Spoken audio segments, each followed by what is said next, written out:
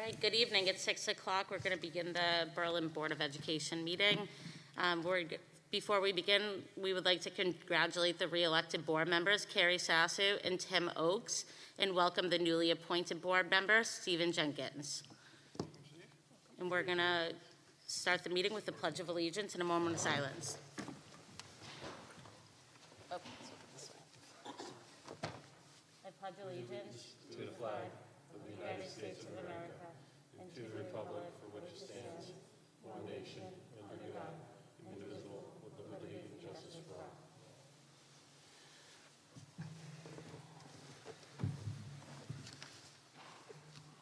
Yep, add the. Before we begin, we need to add an item to the agenda. It's going to go under the consent agenda. It's a request for leave of absence without pay for a paraprofessional. Yep, and Brian has one more thing to add. If we could just ask for a moment of silence. Joe Annunziata, who served as a police officer in town and also a member of the Board of Education a number of years ago and president of a board for a year, passed away this past week. So if we could have a moment of silence in honor of Joe Annunziata.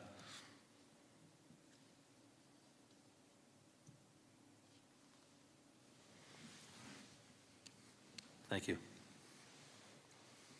Brian, would you like to do the special presentation? Sure. We have three board members that will be leaving the board. One was Matt Tenza, past president. I'd like to honor Matt for his years of service on the board and as president. I know Matt's not with us here this evening, but thank you, Matt, for your years of service as the president and member of the Board of Education. It's much appreciated, and good luck as your new job as the business manager of the Plymouth School District. Also, Rich Arroyan, our past president. Rich's term had elapsed, and Rich is also an assistant principal of Southington High School. And Rich is dealing with all what we're dealing with this time, and Rich has decided that at this time that the time that's needed for the Board of Ed and the time needed for his profession as assistant principal, that he would not run for the board. Again, Rich, thank you for everything. We really appreciate all of your efforts and the time you've dedicated to the students of Berlin, so thank you. And last but not least, Mary Ellen Maloney, who's been a huge advocate for Berlin education for all of her children, a member of the parent group. Phil was filling a term, the remainder of a term on the Board of Education. Decided not to run, but we do appreciate the time, Mary Ellen. Mary Ellen's here. I'm going to ask you to come up, Mary Ellen, and get your plaque, but thank you very much, Mary Ellen, for all that you've done for us this last year. Thank you.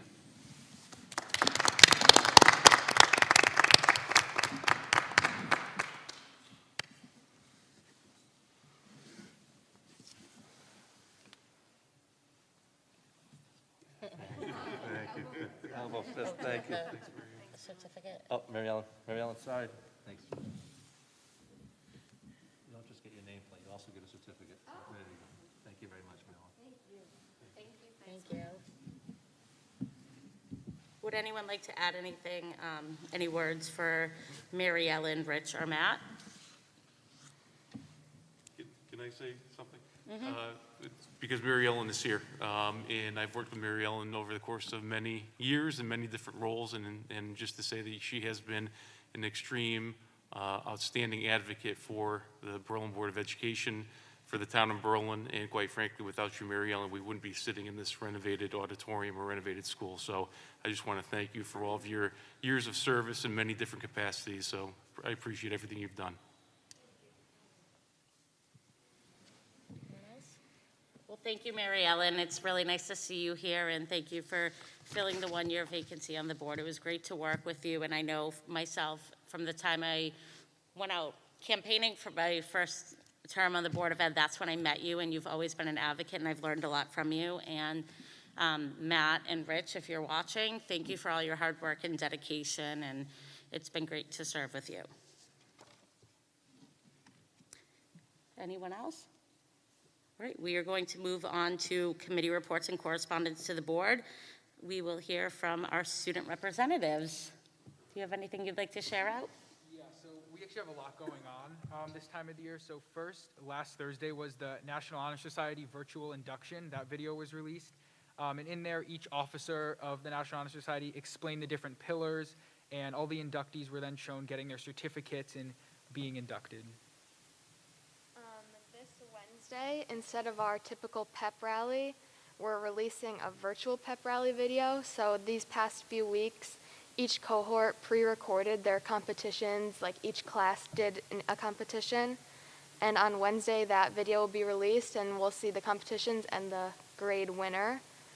The Berlin High School has a school newspaper called the Redcoat Review, and their first issue was published in late October, and they're currently working on issue 2. The past issue featured some stories on climate change, an RBG tribute, and hybrid learning from student perspective. And winter sports, the CIAC delayed the start of winter sports until January 2021, but fortunately all fall sports were actually able to complete their season successfully, minus football. The spring musical was announced recently. It's going to be Mamma Mia. The date of the musical has been pushed back from the beginning of March to the end of April and the beginning of May. And right now our plan is for the musical to be outdoors, and then each family will buy a socially distanced circle to watch the show from. And then auditions and rehearsals are all going to start after winter break in January. And then also going along with that, the fall play this year is called The Rehearsal, and that's been filmed in school over the course of the past few weeks with masks and social distancing. And that's going to be available for streaming on December 4th and 5th. And then Upbeat also, just some updates. Upbeat has been successfully having meetings and completing projects. Meetings are right now virtual just because of the gathering restrictions, but we've begun preparing for the big annual Christmas tree sale project, and already we've done over 1,000 hours of community service and completed 45 different projects. And then one last thing we wanted to bring up, both Ryan and I have discussed it, and we've had some students and even teachers approach us about our lunch waves. They're 20 minutes long, and we feel like it's really a very short period of time, especially if you're at home and have to make your lunch, eat it, and then clean up. And especially going remote, if students have siblings that they might have to take care of or might have to make lunch for them, that's an extra time that they will need. And we looked up some other schools around us. Rocky Hill has a 30-minute period. Middletown has a 30-minute period. Glastonbury has a 28-minute period. And we just wanted to bring that up for consideration to possibly extend it 5 to 10 minutes, especially for the remote weeks. Is that it from the both of you? Yeah. Thank you. Wow, lots of information. That's great. Committee reports. Carrie, did your committee meet? Does not have nothing to report. Okay. And Tim and Adam, nothing to report? Nothing on the finance and operations side either. All right. Tracy and I met with Brian 2 weeks ago just to discuss where our committee is going, our goals, the social media, as well as the newspaper column, and just our next steps, especially as things are about to change in this upcoming year. So one thing Tracy and I did with Nick about a month ago, and jump in, Tracy, and add whatever you would like. We went around to the different schools and interviewed teachers and staff and administrators and all the different roles in the schools just to see what they're doing during COVID and how their roles have changed and what's challenging. And they were honest with us. And it was, I know Tracy and I keep talking about what a great day it was to be in the schools and to hear from everyone. So Tracy, do you want to talk a little bit more about the video we're about to show?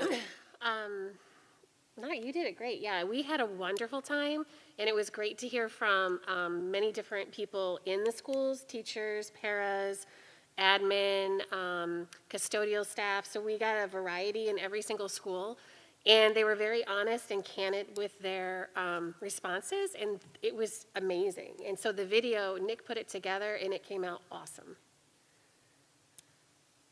So we're going to share the video. It's about 10 minutes long. But I think Brian said they got it down to about 10, or maybe we could just do like, it's just a highlight, right, It's yeah. abridged. Yeah, they put together an abridged version for tonight, so we're not here until 10 o'clock watching this amazing video. Everyone who spoke was great, but for the sake of time.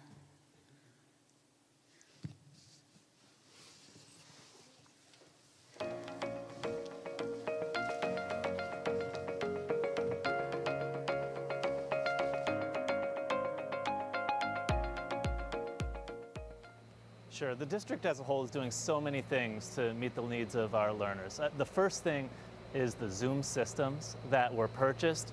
They are absolutely phenomenal. I mean, there's no replacement for having all students in the classroom, but this is pretty close, and this is the best that can be done. So the Zoom systems are really nice because they give us a good picture in the class, but then also they let the teachers see the students because there's a big screen for us to look and see at the students who are at home. So it really helps us as teachers. Well, to start with, we're showing up, and we're there for the kids in the classrooms. We've got, the kids all have masks. We have shields on the desks to give them sort of a more enclosed space. They're separated as far apart as they possibly can be in the classroom. We've pretty much removed all the other furniture in order to maximize the space in the rooms. We're getting the kids outside as much as possible so that they can take mask breaks and they can get some fresh air. Well, I do think that our school staff, our teachers have gone above and beyond in all aspects of their roles. One of the things that sticks out the most is definitely the use of our new technology and implementing all of those resources, particularly our Zoom stations, which I like to refer to as our Wallies. They really do promote that synchronous learning model, which is, I believe, unique to Berlin High School in the state of Connecticut. And although it does not provide your typical classroom environment that our students and teachers are accustomed to, I do think that it is the closest, thing that we have, and students are benefiting from that, I believe. I think we're doing a great job with distance learning for the kids. There's a dedicated group of teachers that are doing distance learning, so kids are at home if they're afraid to come to school because of COVID. In the schools, you have teachers and students that are wearing masks. Mr. Kitzman is reminding people to wash their hands, wear their masks, and do all those good things to be safe from COVID. Well, we're doing a lot. I mean, I think that the most amazing thing about our district is the implementation of the Zoom room cameras. We've provided the opportunity for kids to learn from home, so they can attend their classes from home, and they can interact with teachers from home and other students in the classroom.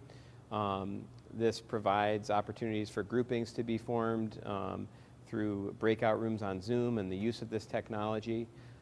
We've also done a lot through our counseling and related services staff to make sure that we're meeting the needs of students that may have anxiety given the current state of the world. And other than that, there's been COVID precautions that we've taken throughout the school in order to ensure social distancing, the wearing of masks, cleaning and sanitization. Our plan is very comprehensive in terms of planning for to make sure that kids have a clean environment to eat and that they're safe and secure.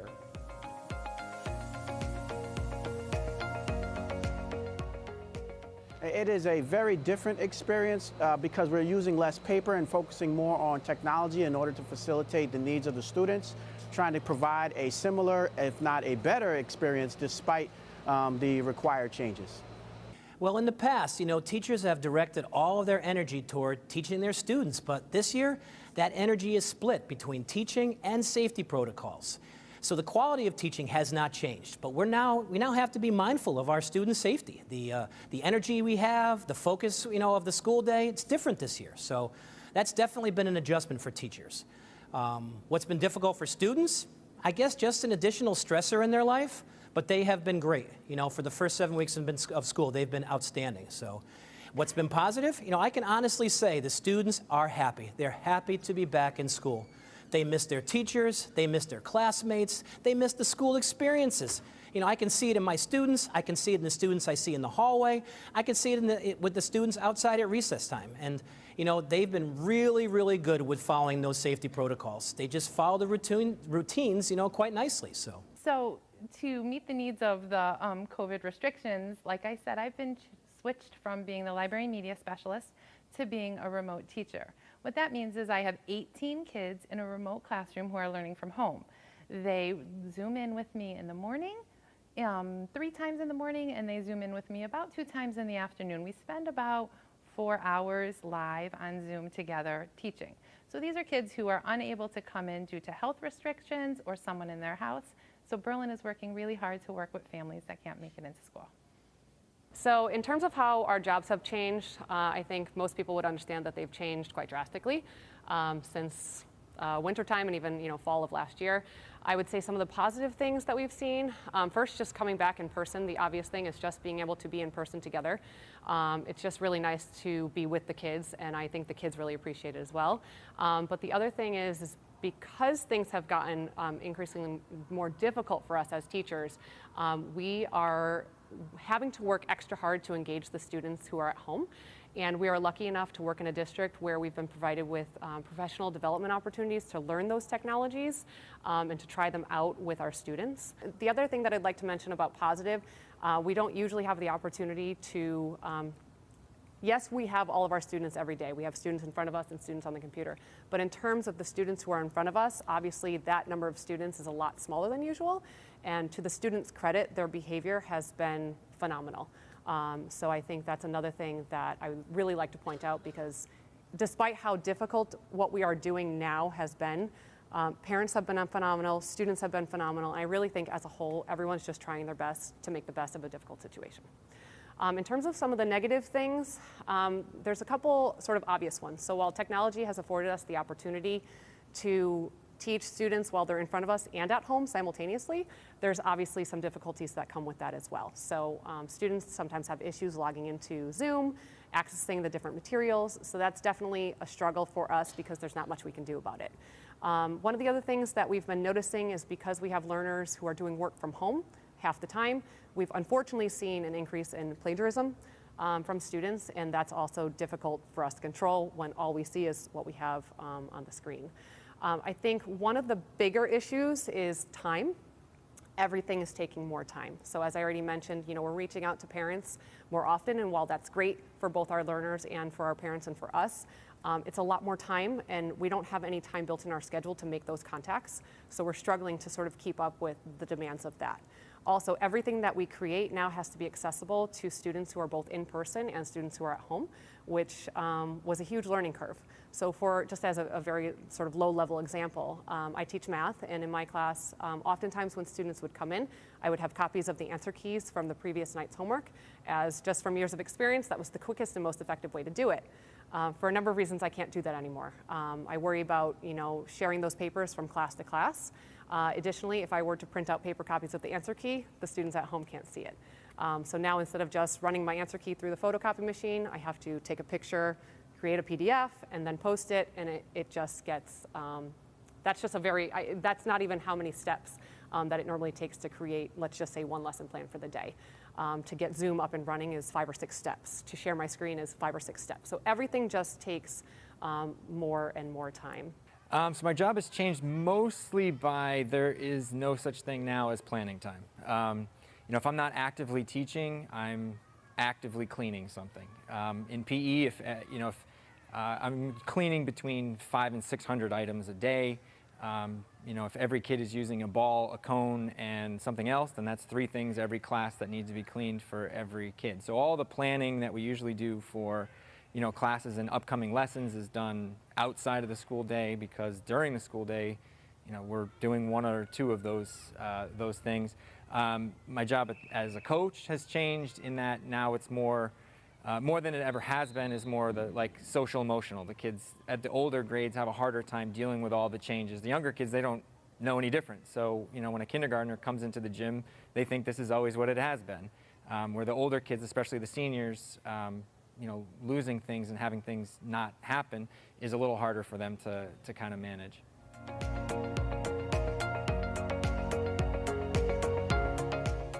The hardest thing is not being able to create the relationships in the same way that normally we would try.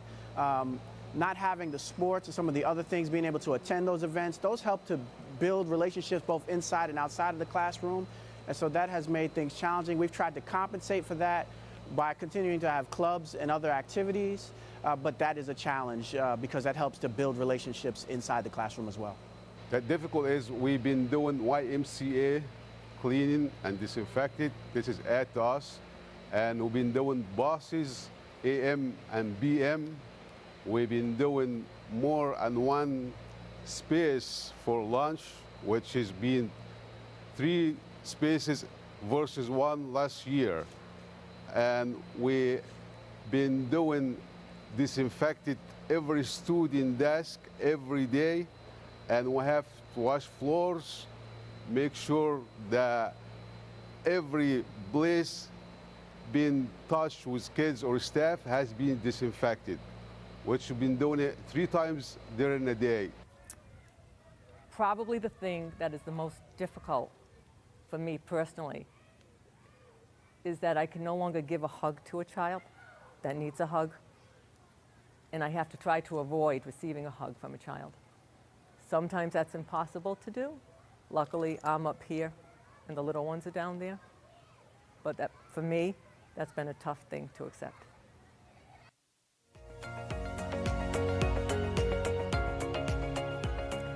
I think kids are really resilient. So certainly we're seeing some feelings of being overwhelmed with the masks and the changes and the social distancing, doing school at home. You know, I work with middle school kids, so executive functioning skills aren't quite where we want them to be. They're not adults yet. So managing that on their own is still a challenge, but we're teaching to it. But I think kids overall are happy to be back in school. They're happy to have some sense of normalcy, and we're just supporting them the best we can. The students have been responding very well. They're accepting of the fact that they do need to wear the masks. They're accepting of going outside and taking a break when needed. They allow the teachers to do their teaching as they have been, and they're riding with it. First and foremost, the students have been unbelievable in terms of their resilience, especially with masks, being in a school building. Nothing replaces the energy of students being together in the school community, being together live. So in terms of their response, I could guarantee many are, while you certainly could throw in words like anxious and nervous, you could also throw in words like grateful, thankful, appreciative, happy, safe, joyful. We have a very strong commitment at Hubbard, and I know in the district, that teachers walking in this year, relentless commitment to maintaining connections with students and families. And not only doing that under circumstances that mirror past years, but how do you maintain a connection with the kid that's out for 2 weeks, that's quarantining? How do you maintain a connection with the kid that might be remote learning, that has a different teacher in the district, but is still part of Hubbard School? How do you maintain a connection with a kid that may not have the access right off the bat to certain pieces that is really important for them to have? So when there's a focus on that connection, then everyone stays together. There's a power. It's kind of like, almost like a fist. Like when the fingers are all apart, you know, but when they're together, strong. So we try to maintain that strong connection with kids and families, and no one gets lost along the way. It's hard. It's hard because you're talking with parents and families that, based on decisions that we need to make from the state, are, you know, having to find daycare at the drop of a hat, or having to figure out how they're going to take care of their kids and adjust their schedules to make sure that they're learning, you know, like they have been in school. And so when you see and you ask me how kids are adjusting, I think when you see that ahead of time and you say, listen, it doesn't matter what happens, this kid is going to feel connected to us and part of our school community. And again, I'll give the testament first and foremost to the teachers, to the parents, to the people who are right there with them every day. They are the difference makers, you know, with that. I think you can see right now, I mean, here it is. We're close to November 1. We've been in 5 days a week, full time, full tilt. And you go out, and I'm sure if you were to go out on and look at our recess or watch kids arrive or leave, or even in our hallways, the tenor of the building that you'll get from kids is like, we're thrilled to be here. This is great. I get to see my friends. I mean, I know we're in masks, but you throw a group of kids out in a playground somewhere, whether they're in space suits, costumes, or masks, they find a way to connect. They find a way to socialize. And our teachers have become amazing at being creative, given the safety protocols and constraints that they have, saying, how can I socialize with these kids? I have to do it different, but it's going to happen. Let's think about these ideas. There's not this defeatist, we can't do ... It's this driven piece with a teacher in front of kids that says, I need to make this community come together, and what can I do to make that, you know, to make that happen under any and all circumstances? So the kids are doing awesome. I mean, unbelievable. Stars of the show. No doubt.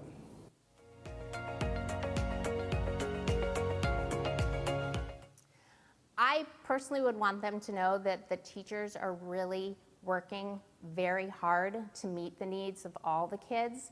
It's a very stressful time for education right now, and that just to know that the teachers are bending over backwards to make it a successful year given all the challenges that they are faced with.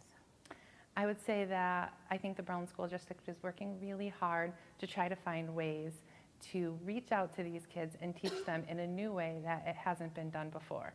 So I would say get out there and support your teachers and support the Berlin Board of Education, because we are really trying hard to work for you. Just again, just emphasizing the fact that, being not from Berlin, I'm just incredibly impressed by the resiliency that this community has shown, and we're continuing to be resilient. And it's, a colleague had mentioned before, we're all of us in this community, all stakeholders are kind of building this plane as we're flying it, but we're doing, I think, a pretty good job with what we have in order to support our students. And it's cliche to say, but the students are our future. And I feel very confident in the population here in Berlin and our community to succeed.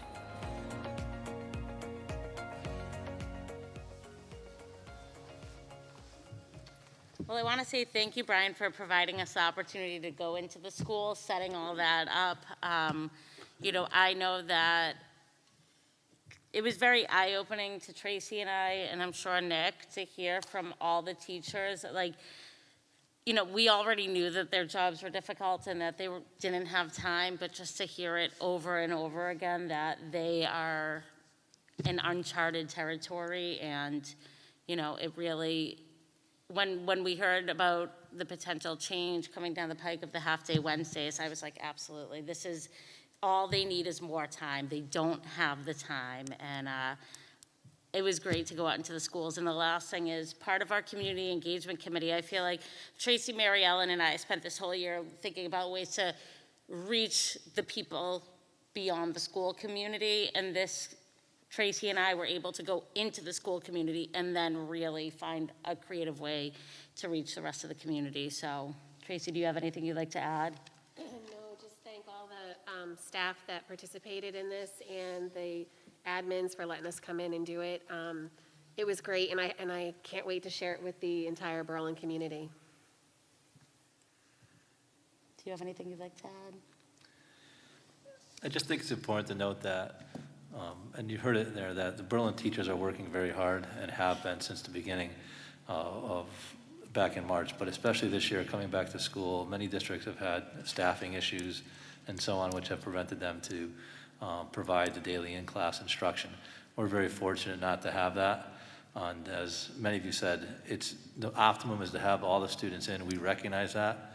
And at the elementary, we're able to do that for those students that are able to come in and willing to.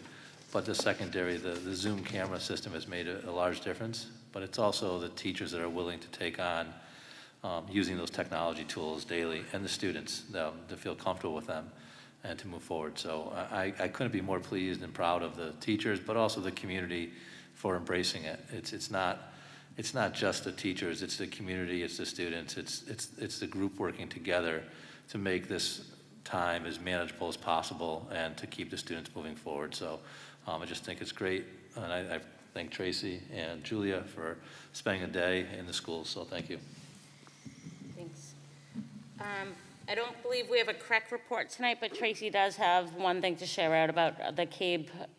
Yeah, I didn't go to the CREC meeting because I signed up for the CABE communication seminar, and so I took that class instead. And I didn't bring my notes with me, but it was a really, really good class. But I did learn that Berlin, listening to what they were teaching and talking about, is like up here with communications. As far as our district goes, we're extremely transparent. We actually offer quite a bit instead of just like emails, and you got your Facebook and Twitter, and then you got your websites for the schools and the Berlin Citizen, and we do so much more than most of the other districts do. So it was encouraging to know that we're working really hard and we're doing a great job. Thank you, Tracy. Brian, do you have any correspondence to the board? I have one correspondence to the board. Thank you for all the beautiful floral arrangement Sincerely, Mike Compasso and family. Mike is a security officer here at Berlin High School, and his mother passed away recently, so. Brian, do I turn this part over to you, the reorganization of the board? Yes, you do. All you. So we'll now conduct the election of officers, which will be conducted in accordance with State Statute 10-218. At this time, I'm going to ask if there's any nominations for, as we call, president or chairperson of the Board of Education. Yes, I'd like to, how do I word this? Offer? Julia Dennis for board chair president, or whatever we're calling it. Is there a second? I'll second that. Steve. Okay. At this time, in front of you, you have a purple and a blue sheet of paper. If you would, is there any, well, I should ask, is there anyone else that would be nominated, I guess? Is there anyone other nominations before we? Okay. Then on the sheet of paper in front of you, and we'll use the purple, that's the president one. If you would just vote on that, I'll come around and collect those from you. Those have to go on file, and I'll tally those.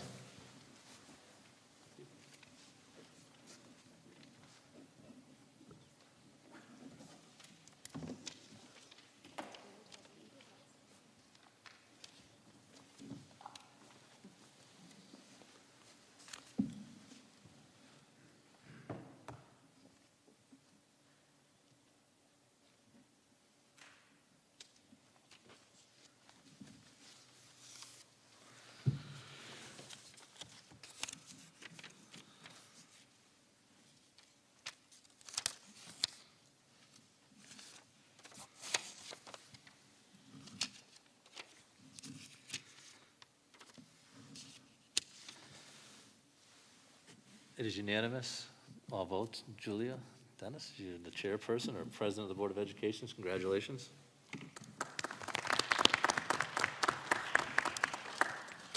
Thank you very much. That's it? Oh, now you get it now. Now I take it over? Now you take it over, but you take your gavel. And you Okay. give me the old gavel back. Now you take over the next appointment here, which is the secretary's position.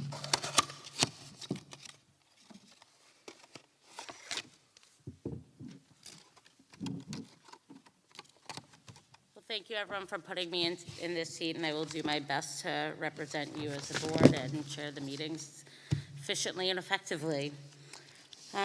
So the next nomination is Office of Secretary. Do we have a nomination?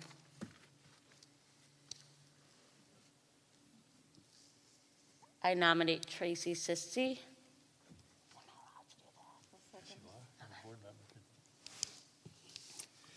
So nomination by myself and second by Carrie. And now we use the blue sheet to vote. Oh, wait, actually, sorry. Are there any other nominations? You guys were all just so silent.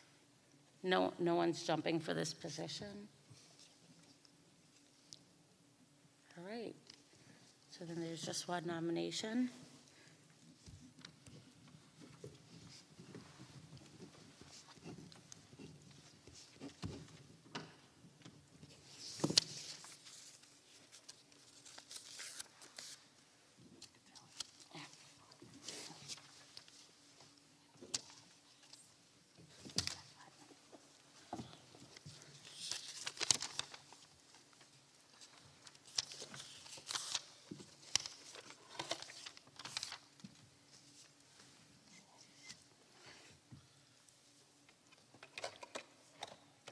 The vote carries 7-0. It's unanimous. So Tracy Sisti is our new Board of Education Secretary. Congratulations, Tracy.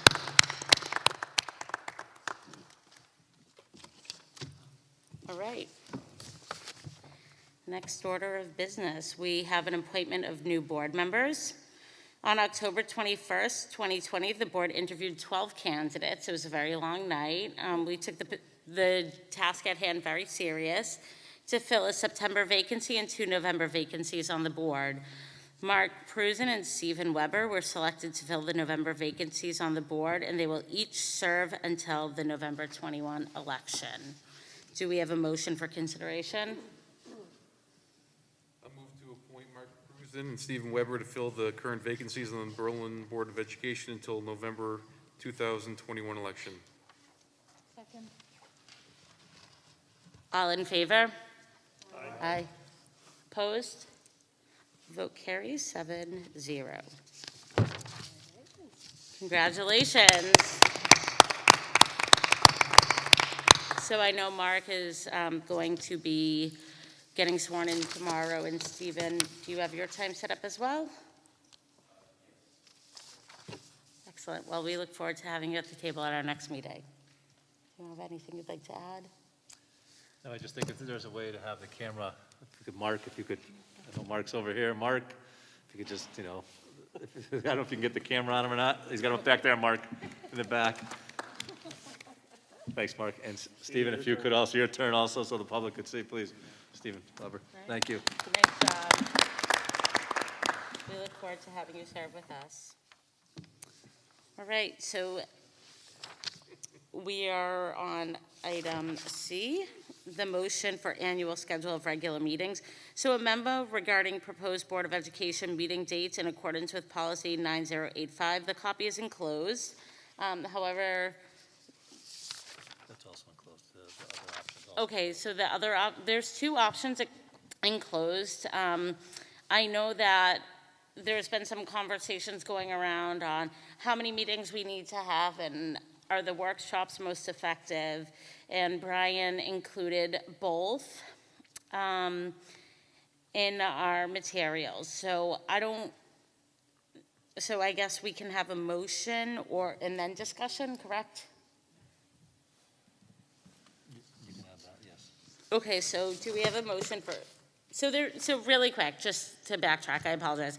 So there's 2 different options. There's one following the regular calendar with 2 meetings a month, and then there's a second option with. We already have the January 1 scheduled. Okay, yeah, I think that is best, so not to do a motion tonight, just to have a discussion since the January meeting is already scheduled, and then we can put it on the next agenda for a motion. So I'd like to open it up to hear what everyone on the board has to say and your thoughts of the 2 meetings a month versus the 1, and I'd also like your input around the workshops and if you think they're effective, and just, I think we need the discussion, so.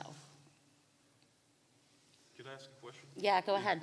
Brian, from an administration standpoint, I mean, whether it's 1 meeting or 2 meetings, do you think that you can accomplish, or can we accomplish as much with the 1 meeting? Are things going to be acted on quickly enough? Is it going to give staff enough time to get you everything in order to get it on the agenda for 1 meeting a month? I think we're able to do it. I think that we may need to have that second meeting on occasion if there's a lot on the agenda.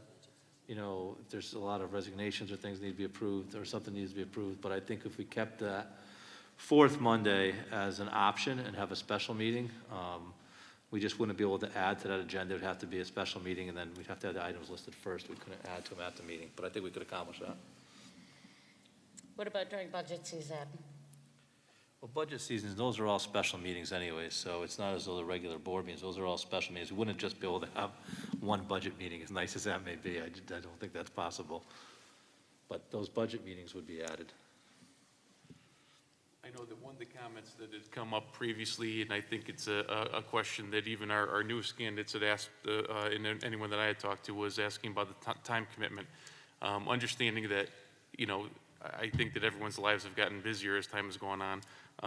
And when it comes to a time commitment, saying, 2 meetings a month might be a little much for somebody, but if it was once a month, you might encourage more people to apply and get out there and possibly get signatures to go on a ballot. I personally like to do less meetings and get more done during that meeting. That's just me. And if there's a possibility or a need for a special meeting at the end of the month, so be it. But I'd prefer to try to go to a 1 meeting per month and make the best use of everyone's time. Julie, can I say a couple Yeah, go ahead, Jamie. So I also in agreement with the once a month, mine probably for a different reason than yours, Adam. Not that we can't get things accomplished in that one meeting, but with the pandemic going on and the amount of time it takes for Brian and you guys as cabinet members and staff to be here, you're already flat out as far as busyness and what your expectations are. And for me, the workshops have not been effective. The last one was 45, I don't know, an hour, 45 minutes. It wasn't something that could have happened in just our regular monthly meeting.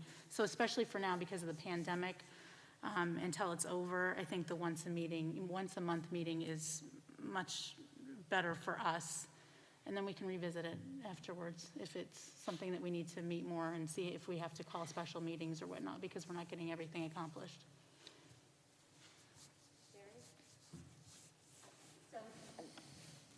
Not to be contrary, because I fully appreciate exactly what Adam and Jamie have said, but just to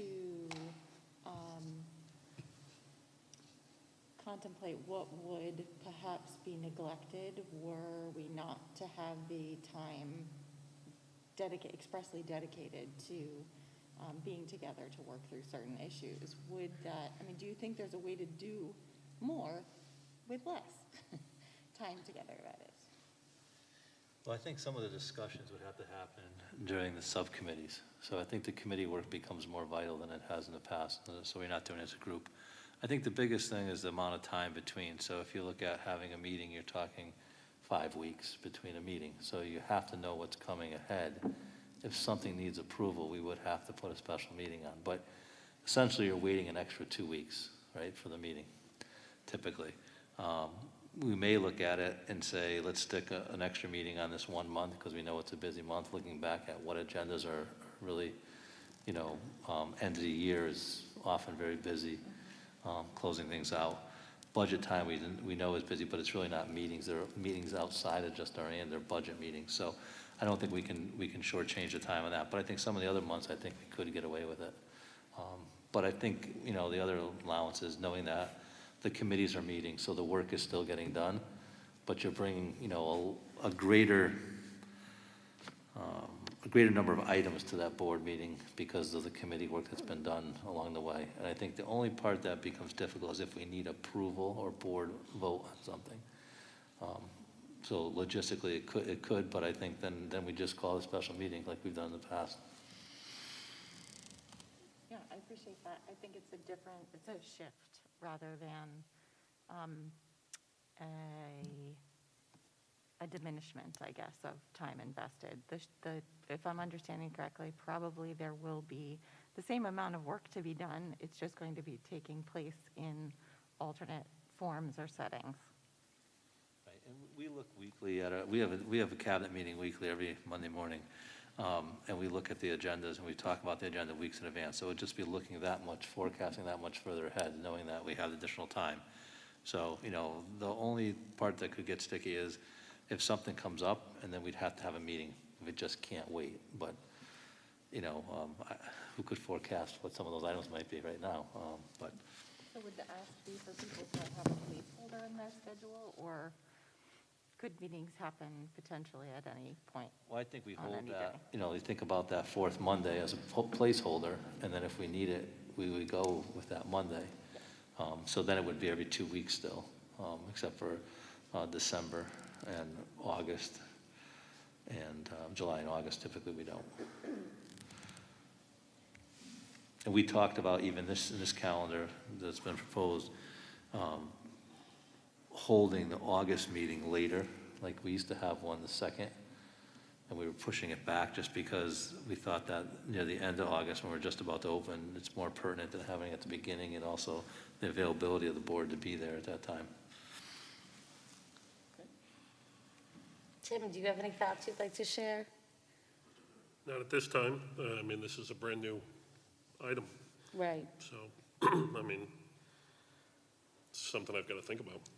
Absolutely. Yeah, I was just interested in your thoughts and opinion. The only other thing I would say is if you look at the comparison of the two calendars, If, the only real difference is it's not that many meetings. The ones that have twice a month meetings, technically, there's 5 months where we only have one meeting. So it's not a huge difference. It's not like every single month we meet twice. If you look at April, July, August, November, and December, we only meet once. So.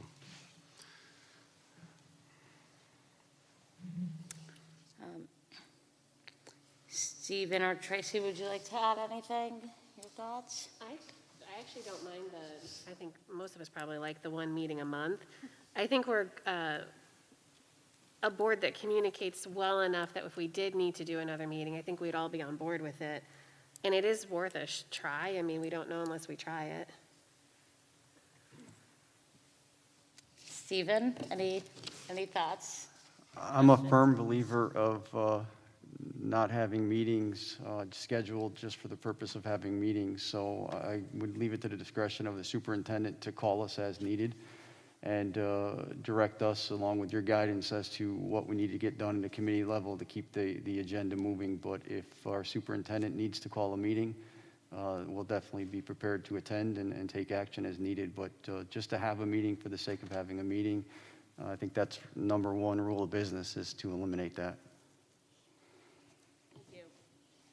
So everyone contributed their thoughts. I think at this time, rather than having a motion, I think we table it until next month, since our December meeting is already on the calendar. And then that will give everyone the opportunity to kind of think about it and digest it and ask questions if they need to prior to the meeting.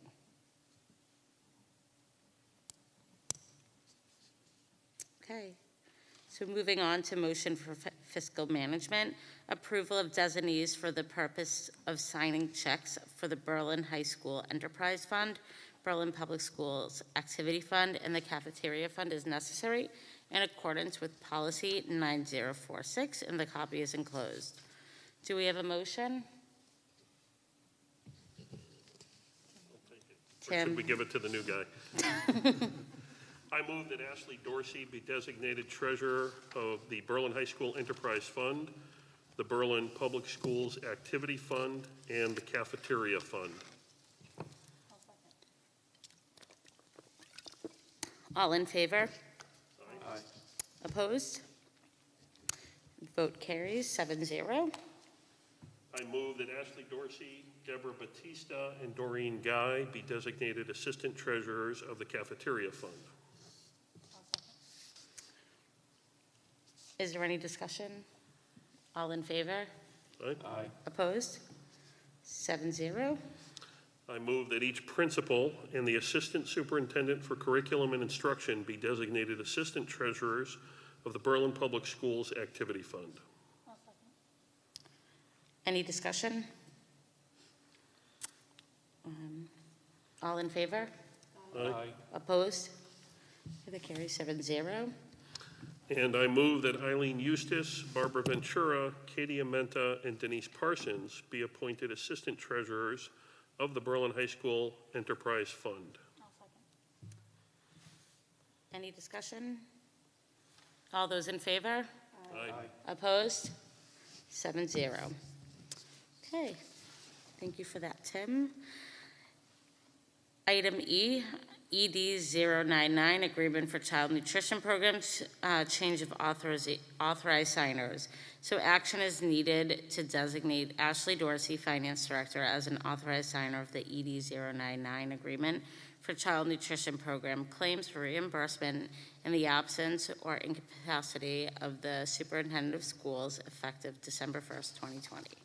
Do we have a motion? I'll make that motion.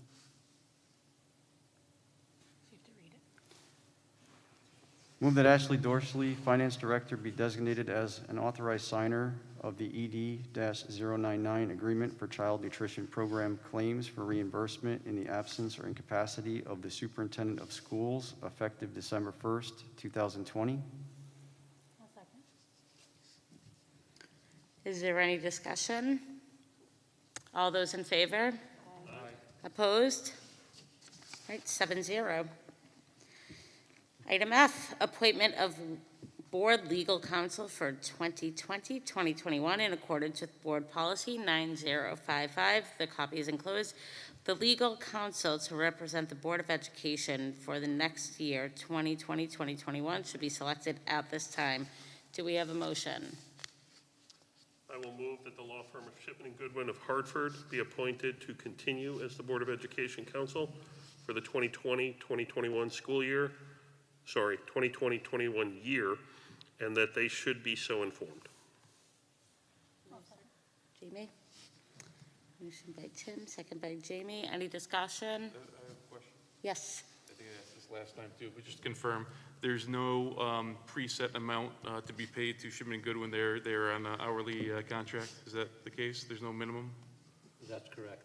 We budget an amount, Adam, but there's no amount like a retainer that's set aside for them. No, they're not giving any funds up front. It's a monthly billing that we pay. And obviously, we've had a few issues come up over the last year, COVID-related. Are you pleased with the service that they've been providing you? Yes, I think when it comes to getting back to us and the numerous lawyers that Shipman has, regardless of what our concern is, that they have an expert in that area. I think it's helpful.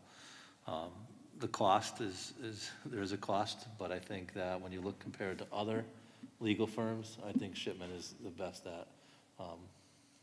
firm with the most knowledge, and the responsiveness is second to none. So.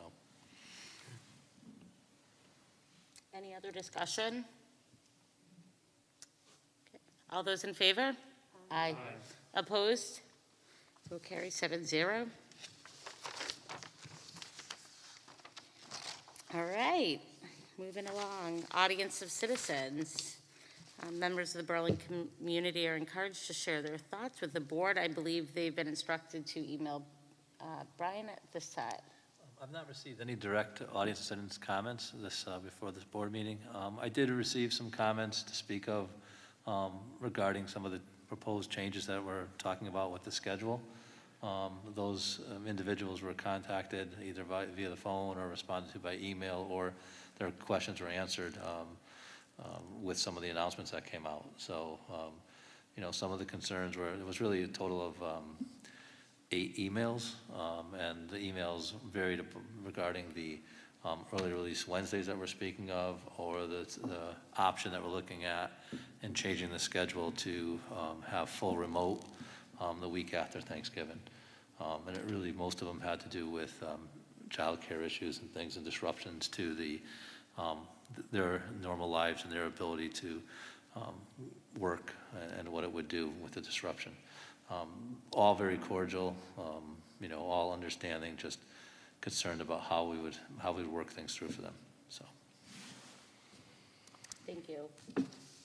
And there's obviously no one here that would like to address the board, correct? Because we did not open it up to the public? That's correct. Okay. All right, moving on to the consent agenda. Oh, wait, hang on. We added the item to the consent agenda, request for leave of absence without pay for a paraprofessional. I'll make a motion that we add to the consent agenda a request for leave of absence without pay for paraprofessional at Berlin High School. Second. All in favor? Aye. Opposed? Okay, 7-0.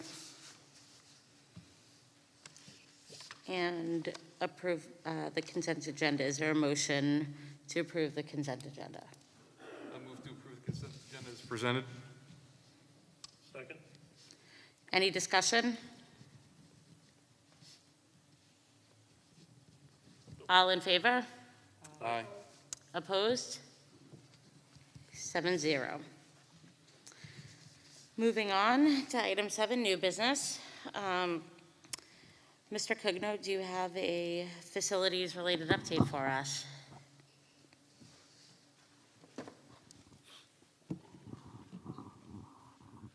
Thanks, Brian. Good evening, everyone. Jeff Cugno, Director of Operations. First of all, congratulations to the new board members. Look forward to working with you.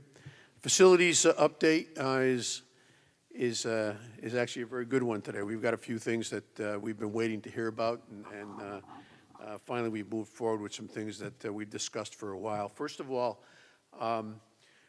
you remember we've been talking about having an engineering review done on the ductwork at BHS in order for us to do an evaluation to accept the school, to accept that portion of the construction.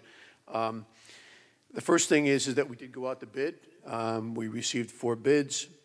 There was a committee to review the bids made up of the town manager, the town facility director, the town purchasing director, 1 member of the Public Building Commission, 1 member of the Board of Ed, which happened to be Adam Salina, and myself. We did choose the Innovative Construction and Design Solution, LLC, from Guilford, Connecticut. They are actually starting their review tomorrow, and they're going to end that review by the end of December.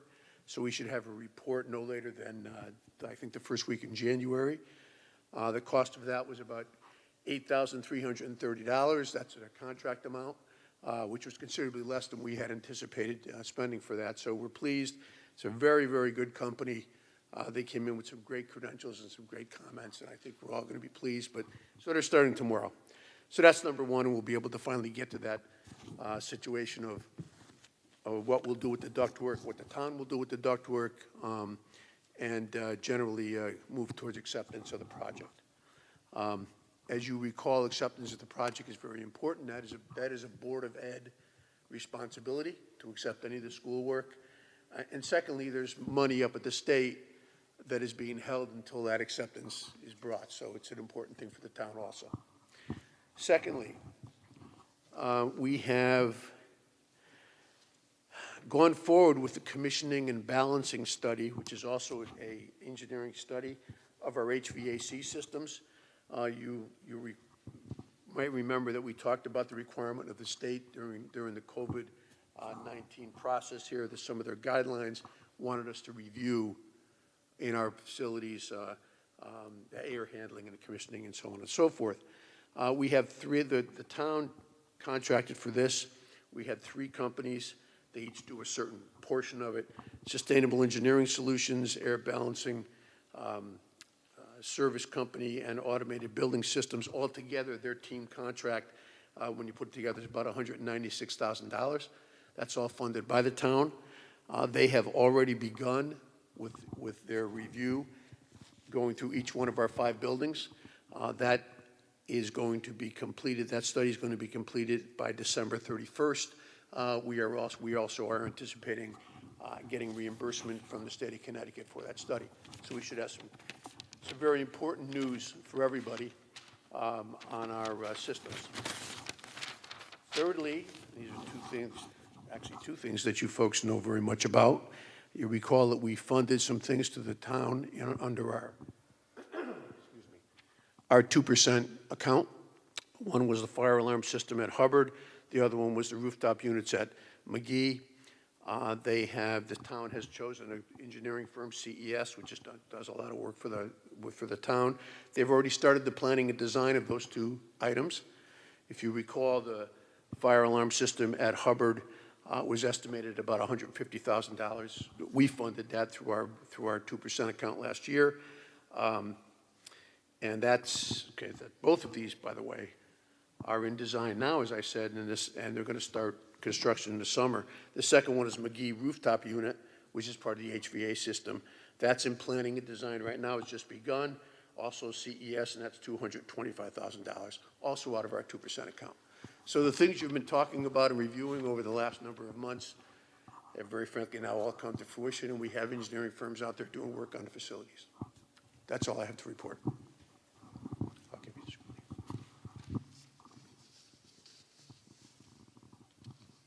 Are there any questions from Mr. Cugno before he sits back down? Just a quick comment.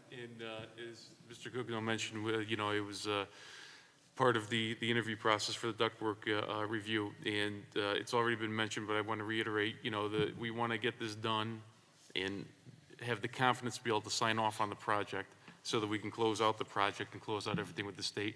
The state does still have some reimbursement funds that are due back to us. And we know it takes a little while to go through all the paperwork.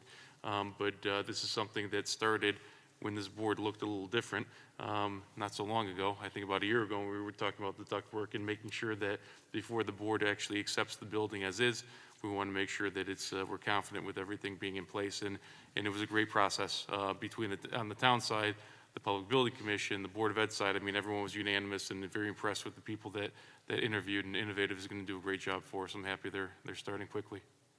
So thank you. Anything else? Questions or comments? All right. So we are going to move to 7B, weather-related closures as remote learning days. Brian, would you like to speak on that? Absolutely. So the State Board of Education and the Education Commission, the commissioner voted that we are able now to have snow days as remote learning days, provided we meet the criteria for that, and obviously we do. We've had great discussion at Cabinet, at Administrative Council, with the Ed Council, as well as the parent group, Superintendent's Parent Advisory, regarding whether we still wanted to have snow days or we wanted to turn them all to remote. And after much discussion, every group was supportive of still having some snow days in the schedule. The thought was it's something that students and staff look forward to, and so much has been taken from our students and changes. It's something that, you know, to think about it snowing the next day and not having school is something, believe it or not, that students often look forward to. And obviously, in years past, we've had an excessive amount of snow days, which pushes us late into June, and we understand that that's not the best time for learning. So our thought was to put a cap on the number of snow days, and then after that cap is reached, we would then move to, if we needed additional snow days, we would move to remote learning days on those days. The thought was 3 days.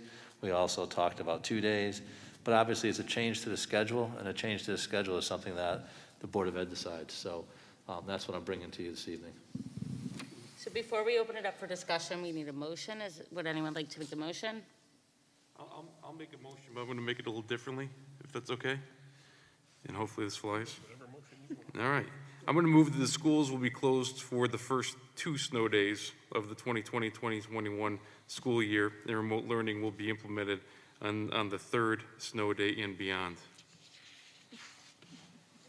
Yeah, he said he was going to change it. Oh, he changed, okay. To 2. Is there a second for the 2 snow days?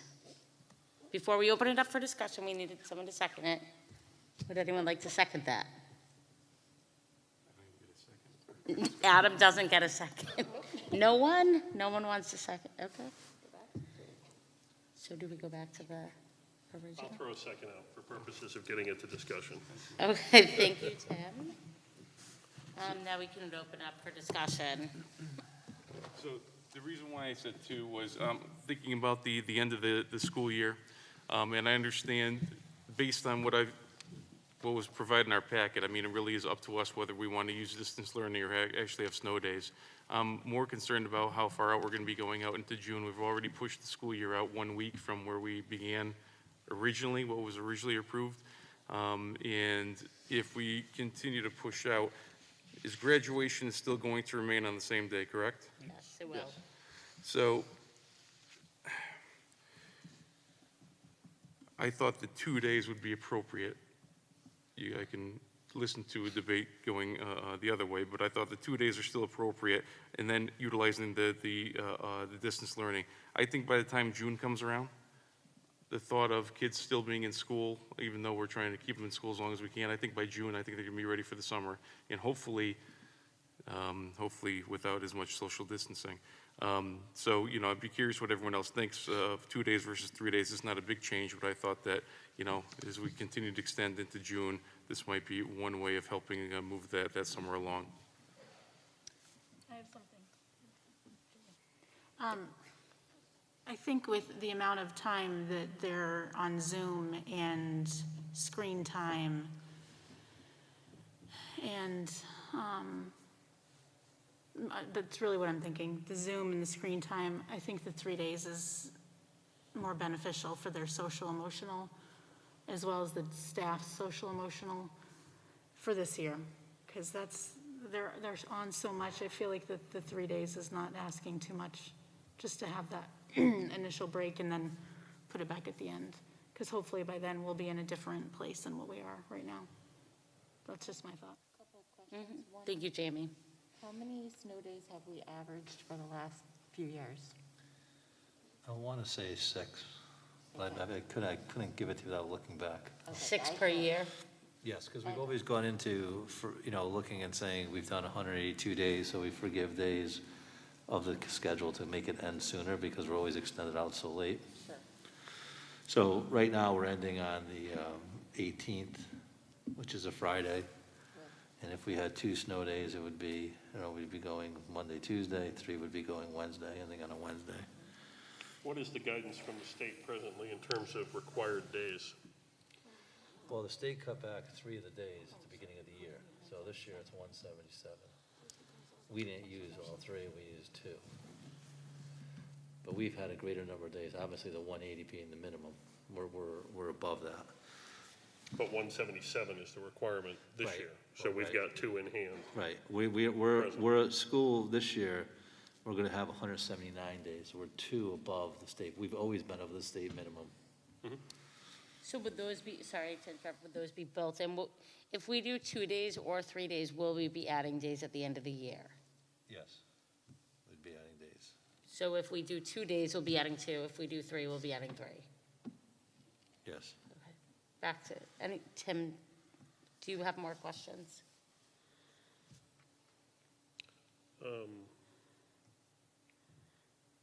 Well, if we do 2 snow days, then we're at the limit. Right, but we weren't looking to pull back on the 179 to make it 177, the state minimum. Because initially that was for PD time at the beginning of the year. And we said we would hold that just in case we needed it for PD time. Okay.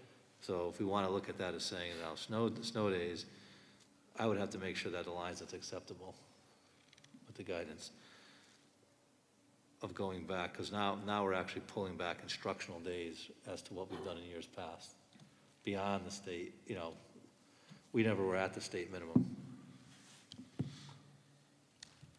Mr. Jenkins? I appreciate what Adam said, and what I've heard so far, again, it's my first meeting, is how time-strapped our students are, and our teachers are, and our parents are.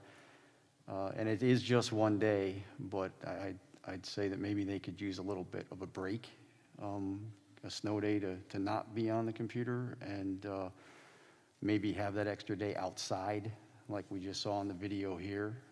So I throw that out there. I think they may be more appreciative of that day in hand as opposed to getting out for the summer. With COVID, I don't know how many of us can really make decent summer plans at this point. So that's my comments. Thank you. Thank you. Carrie, did you have more to add? I agree with that. I think that we're looking to strike sort of what can be presumed to be an optimal balance between, the delivery of content to children, but also caring for their well-being, social, emotional, and psychological well-being, parents too, families too. So I would be in favor of 3 as opposed to 2 in that spirit.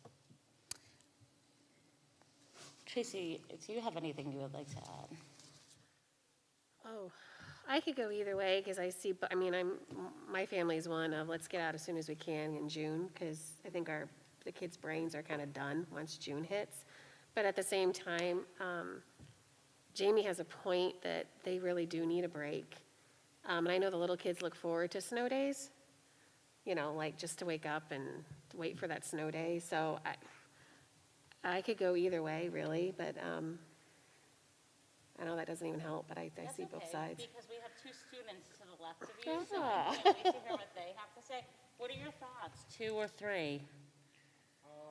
For me personally, and I think a lot of students would agree, I think the 3 days is reasonable. And I don't think that taking one away and making it 2 days and then going to remote learning is really going to be, beneficial, I guess, because yes, you want to get out earlier in June, but you do look forward to the snow days, and I just think that it's better overall just to have those 3 days. before we start doing remote learning if we're out of school for a day. Yeah, I agree. I think 3 and then transition to remote is pretty reasonable, a good balance. And in high school, a remote day is pretty daunting when you could have a snow day to relax and take a break from Zoom every day. So I like the 3 snow days. So were the both of you implying you want a snow day like soon, and you want the 70-degree weather to go away? No, I am one of the people that also likes to get out soon, but this year I need a break. And I have 2 things I'd like to add. You know, first off, I saw on the Berlin Buzz when this first came out by the state, someone had posted, please keep the snow days. The kids need their snow days. They need the break, especially now. And there was an overwhelming amount of comments with people saying, like, yes, that's true. And I remember that post. I don't know who posted it, but I don't recall anyone disagreeing with it, and I could be wrong. It was a while ago. But the second question I have for you, Brian, is if we do the 2 or 3 and then we move to remote, what if the town has a townwide power outage? Or what if there's the Comcast or the internet provider is down, or, you know, a tree is down in one neighborhood?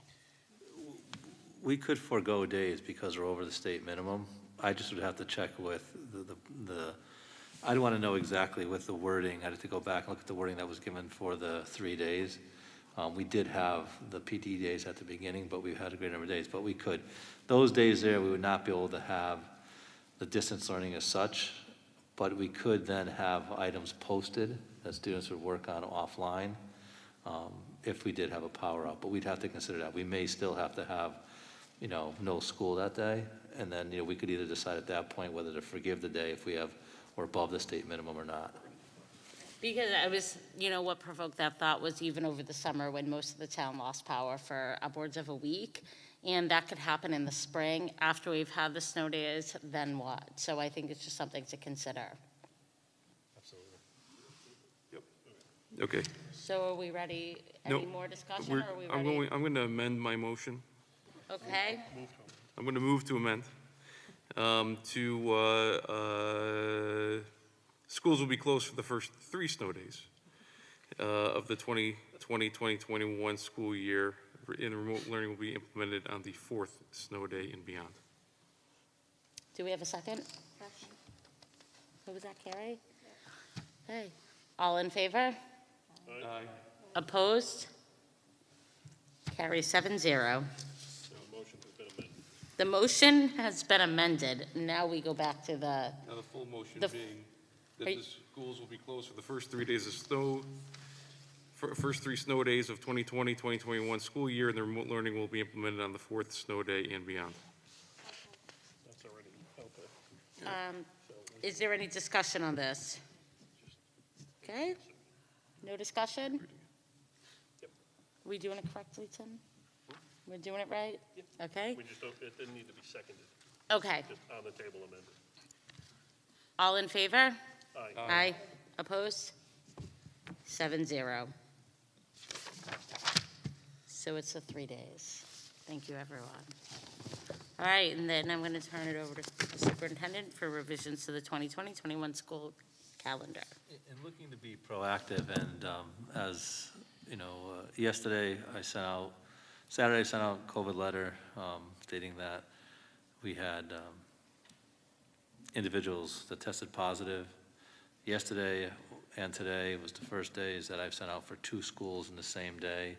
So for the last 3 days, we've sent letters out. And that concern with the Thanksgiving break that's coming up and the social circles changing and the numbers already escalating, the thought is to not have the students and staff back right after Thanksgiving break that Monday. Even though it only provides 11 days, not the 14 that is recommended for quarantine, the belief is that it's a 2 to 5 day incubation period for the virus.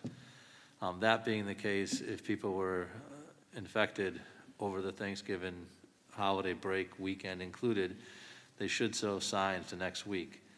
So if we were to open up the schools with staff and students, the chance that they would show in the schools and potentially have a greater risk to not keeping us in the current model, which is, all elementary students in this A-B hybrid week at the secondary level would be very great. So I'm asking the board to allow us to go to what we're calling full remote. It's not our distance learning plan, it's our full remote plan. So 6-12 would stay in the same model, just that both A and B cohorts would not be in school. They would be out for that week. And the elementary would go to a remote learning plan. That will be a combination similar to what the remote teachers are teaching, which students will be on Zoom and off Zoom during the day. Will not be at the elementary level, 6.5 hours of Zoom. That's not realistic, and it's not practical, and it's not educationally sound. So that would not be the case. The other part that's wrapped in here is that we're looking at, after the December break, going to an early release Wednesday. And the thought behind that, and you heard it in the video, is time. And whether you say, well, the elementary staff, and the comments have been, well, they're all in, so it's not a change in what they're doing. I can assure you that it's a great deal of change of how they're structuring their lessons and what they're doing in their classes for the students. Things that they did prior cannot be done in the same manner. The coordination it takes to accomplish the learning objectives is much different. And so because of that, the secondary level, time to meet with learners that are remote, as much as the synchronized learning works with the Zoom system, there is time to reach out to those students that are fully distance learning during this time, as well as the students in the AB, as well as coordination of what they're doing. If you watch a teacher teaching during this time, they're often using 3 or 4 pieces of technology to instruct. In previous years, we had 12 half-day or early release, when I say half-day, early release Wednesdays. I'd like to bring those back for January, February, and March. Two parents actually said, well, this is the precursor of, you're going to ask for every Wednesday like other districts. And I said, no, we're not asking for that. We're asking for it for a short time to allow teachers to continue on with what they're doing. I think it'd be beneficial. It is my recommendation to you. I've spoken to, again, the parent groups and tried to vet as much as possible with any of the groups that I meet with, as well as the staff advisory council. But I think it's important that teachers have that time to coordinate amongst each other, as well as with students that are remote. So I hope that, and I'm entertaining any questions. So before we ask questions and have discussion, we have a motion on the table. Do we have a motion on the table? I move to approve the revisions to the 2020-2021 school calendar as presented, and the possibility of operating on a full remote schedule for 1 week following the winter break. Do we have a second? Second. Who was that? Steve? Steve. Okay. Discussion.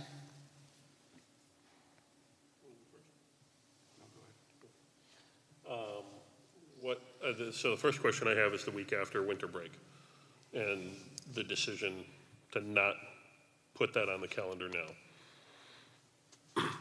As we've talked, the more time the parents have to plan, the better it's generally received. The way we worded it in the letter that went to parents is that it's a possibility, and, I wanted them to, I realized that and recognized that, parents need time to plan, that it's a disruption to their home, their daycare, and what have you. But I also am thinking about the safety of the district, staff, and students, and the ability, our first priority has been safety. Our second priority has been continuity of instruction. And up until this point, we've been able to maintain that. My concern is that if we do come back after Thanksgiving, we could be out till after December, right? And that's so, that we could be out if we had an uptick of cases, it could shut down a building or shut down the district and put us in full distance learning. The one after the December holiday, we could go and approve that today, but being optimistic, the hope is that the numbers are down. If we're back to where we were 2-3 weeks ago, maybe we wouldn't need that. But I think what's prompted the last 2-3 weeks is what's prompting us to move to the week after Thanksgiving. I spoke to the Newington superintendent on Friday, who is full distance learning throughout the week after Thanksgiving. I spoke to the Rocky Hill superintendent today, who is now having his secondary out the week after Thanksgiving. So more and more districts are looking to that, looking to make decisions as such to increase the time. And it's really looking at how the numbers are escalating at such a rate and the potential of being out for a longer period of time. So the hope is that we would be back in, and we would be in the same model we're currently in, which is all in at the elementary, hybrid at the secondary, and we would go through, you know, the December break. We could very easily do what you're saying, Tim. I didn't want to do it if we have the possibility of not having to if our numbers are down. But it's definitely on our minds about going that week also.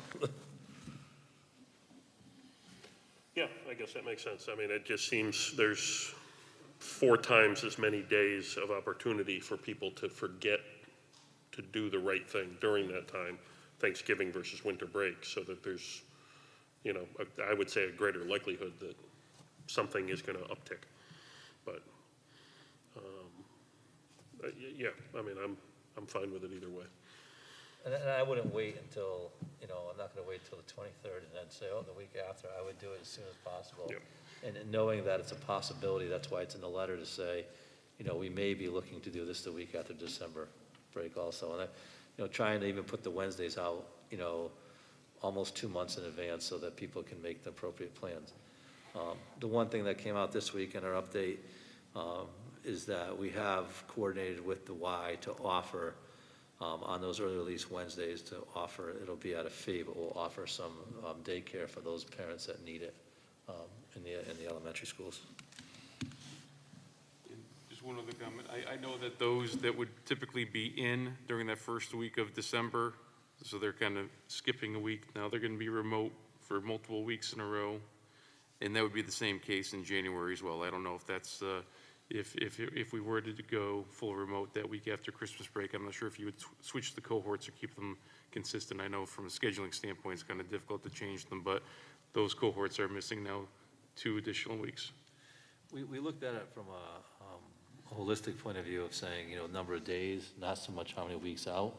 And our concern was, and we didn't make that determination for the December, but our concern was that switching the weeks could impact families and things that have plans a certain way if they're already planning. But we do know that it's within a day as far as number of days of in-school instruction that each cohort is receiving. So it is balanced as far as seat time in school. Any other comments or questions? I think the half day, are we talking about that too? All of it. Okay, good. I think that is a good idea. I know that it has gotten some backlash on social media, but I think our video today showed that what the teachers want most is time, and that even at the elementary school level, you know, their time isn't, they don't have as much planning time because they're also eating lunch in their classrooms instead of having a para who usually is in the lunchroom with the kids. So they have had to give up a lot of time, and as they showed, it takes a ton of more time to do the in and out, the Zoomies and the people that are in class. So I support the half days. I think that's a great idea, and I think it'll give the kids some time and also the teachers what they, hopefully they'll get enough out of it. To go off of that, I know when we were on the phone, I brought this up. However, you know, I think it's important to say in this forum, with the Wednesdays, I know it can be really difficult on a number of families, especially, you know, an additional cost, but, you know, like it was already stated, there are several districts that every Wednesday, students are home for a full day. However, as a result of Tracy and I going out to all the schools and speaking with all the staff members, they did talk about, you know, time is so incredibly scarce, more so now than ever in their careers, and they just don't have the time. So I just, you know, advocating for the staff that will be having the half-day Wednesdays, just making sure that, you know, and I guess it's not our call as a Board of Ed, but bringing it up to discuss, that it's not structured at the building level or it's additional PD, because hearing from them, I don't know if they necessarily want more PD or structured building level time. I think they just need more planning time that they have lost. I think that's part of it, and I think that the other part is there's only so much time with the students and so much time with the staff, and I think, you know, Trace brought up a good point about the lunch, and then, you know, you heard Mr. Susi talk about the cleaning that goes on. It has changed greatly.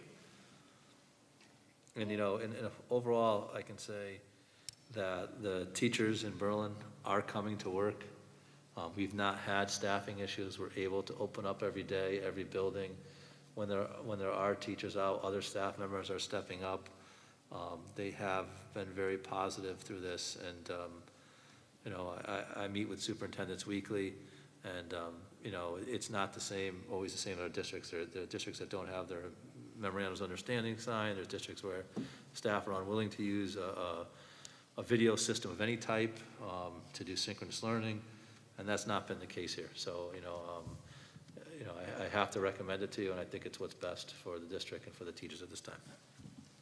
I just have a question that pertains to obviously a fragment of the population, both from a staff perspective and a student perspective, but that is, I know that delivery of services, so special services, for those who need it, has been pressed given the cohorting model. I mean, there's just so many hours in the day to service the number of children in schools. So I'm wondering if there have been, you know, if input has been sought from the staff members who provide those special services and how this will impact their service delivery, and or if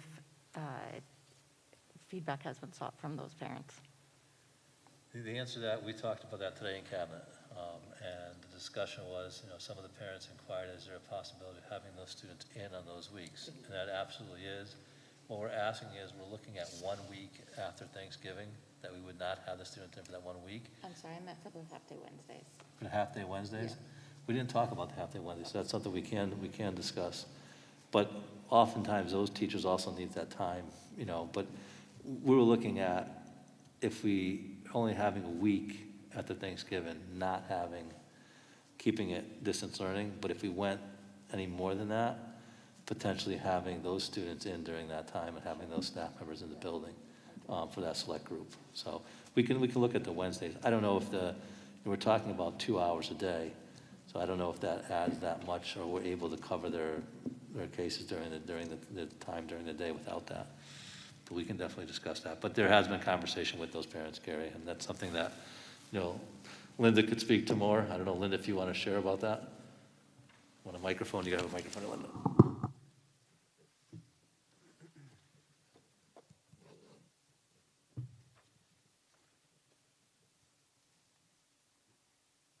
Linda Holian, Director of Pupil Personnel Services.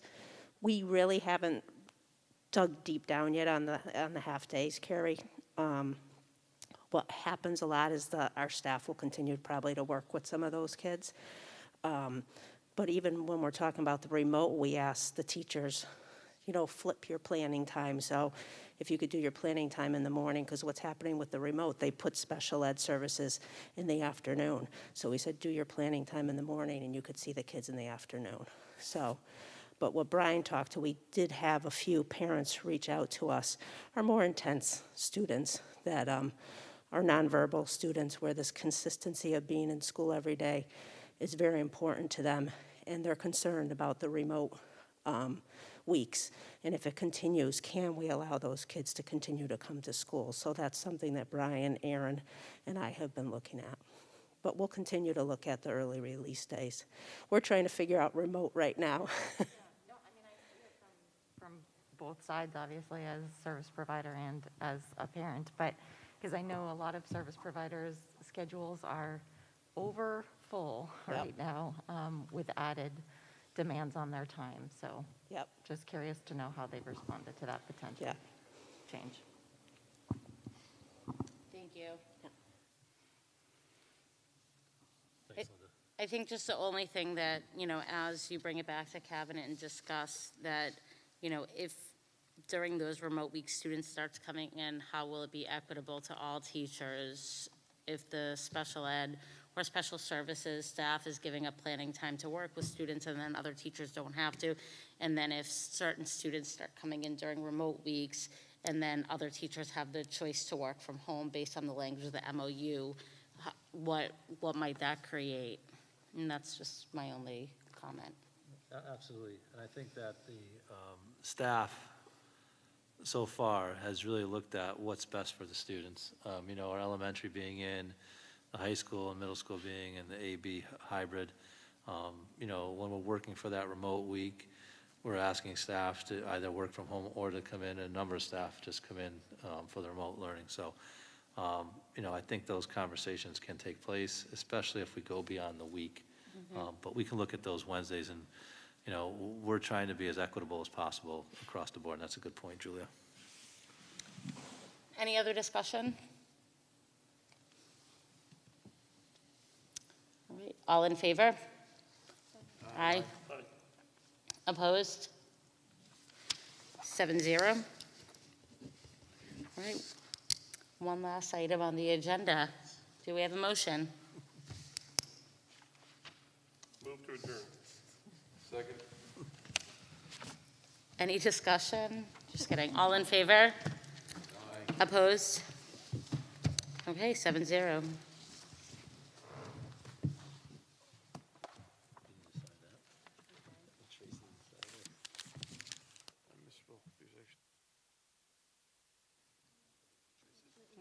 Each box?